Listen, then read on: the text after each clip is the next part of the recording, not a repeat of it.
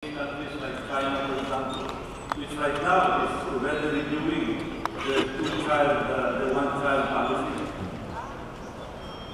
Sabi ni Nandan Lekani, meron silang demographic dividend na around 300 million. That is the reason why India right now, young workers, India right now is so progressive because they can immediately react to work opportunities, especially in manpower intensive businesses like BPO, for example. Call centers for a while until the Philippines overtook them by a few thousand.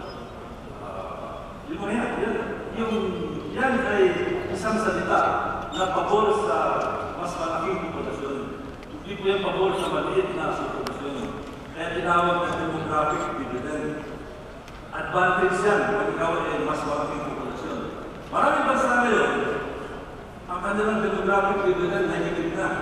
For example, many Western countries. Japan is already experiencing negative, zero population growth and even negative growth.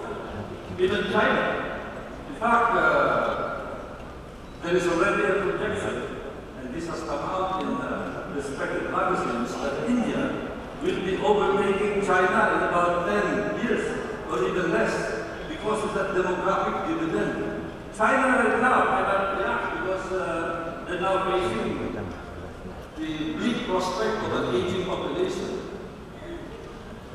Countries like Russia, for example, President Medvedev, in his State of Russia speech, consumed almost half of his speech talking about increasing the population of Russia. In fact, sa Russia ngayon, they're even giving incentives for families that can produce 3 or more babies. At alam nyo kung ano binibigay na ng dividend doon at incentive? Free land. Pero tayo, mukhang pabalik. In fact, Russia now has to import about 10 million workers from neighboring countries, which is affecting also their demographic situation there. Of course, when you import 10 million workers against a population of about 125 million, you will certainly experience some social problems. Russia, all of the Western countries are experiencing this. I was just talking with a major German businessman this morning, and they're talking to me about the problems that they're encountering in Germany because of their zero population growth. Tapos, dito tayo, gumagaya sa kanila. Mr. Speaker, kanina po, kanina pinupulungan ako na i-suspend na lang.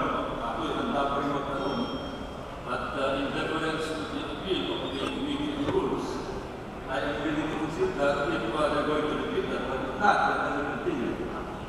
Because I don't want to be interrupted. I have a series of other questions and I need another 30 uninterrupted minutes to continue with my series of questions.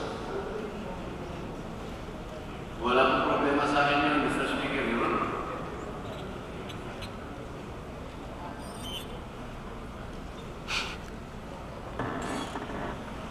Pwede ko po kung sagutin mo na yun bago kung ano man ang kasi baka po ma-record, hindi ko po sinagot yung tanong. Mr. Speaker,